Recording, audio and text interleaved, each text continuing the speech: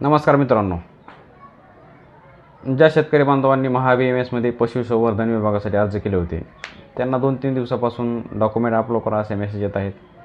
Document upload करण्यासाठी आपल्याला original आधार card, तुमचं बँकेचे पासबुक, 7/12 भूधारक असेल तर 7/12/8, नंतर तुमचं राशन कार्ड, आपत्ती प्रमाणपत्र स्वयंघोषित आहे, रहिवासी स्वयंघोषित आहे, इत्यादी डॉक्युमेंट तुम्हाला अपलोड करायचे आहेत। डॉक्युमेंट अपलोड केल्यानंतर पूर्ण सेट तुम्हाला सेव्ह करून ठेवायचा आहे।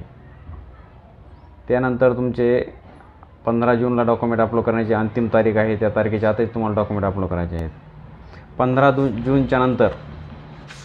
जूनच्या नंतर तुमचे डॉक्युमेंट व्हेरिफिकेशन केले जाईल। व्हेरिफिकेशनसाठी तुम्हाला 16 जून ते 24 जूनचे कालावधी दिलेला आहे।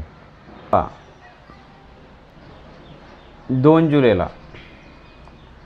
जुलैला तुमची अंतिम यादी लावली जाईल। तुमची अंतिम यादी तालुका पशुसंवर्धन कार्यालय म्हणजे तुमचे सरकारी जनावरांचे दवाखाना, त्यांचे ऑफिस, तिथे यादी तुमची लावली जाईल। डॉक्युमेंट भरताना तुम्हाला पूर्ण डॉक्युमेंट क्लिअर भरायचे आहेत।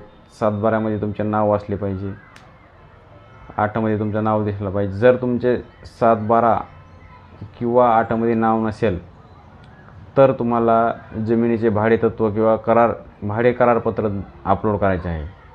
परंतु एका परिवारामध्ये पतीच्या नावे जर जमीन असेल तर पत्नीला भाडे करार देण्याची गरज नाही। त्यांना डॉक्युमेंट हे पूर्ण क्लिअर आहेत का, डॉक्युमेंट पूर्ण ओरिजिनल प्रतीत आहेत का, आणि जे तुम्ही डॉक्युमेंट अपलोड करताय हे डॉक्युमेंट तुम्हाला अर्ज व्हेरिफिकेशन झाल्यानंतर त्यांचा कॉल येईल। त्या कॉलच्या वेळेस तुम्हाला निवड झाल्यानंतर हे सर्व डॉक्युमेंट घेऊन ऑफिसला व्हेरिफिकेशनसाठी पुन्हा जाणे आहे। त्यासाठी पूर्ण डॉक्युमेंट क्लिअर टाका, डॉक्युमेंट सेव्ह करून ठेवा।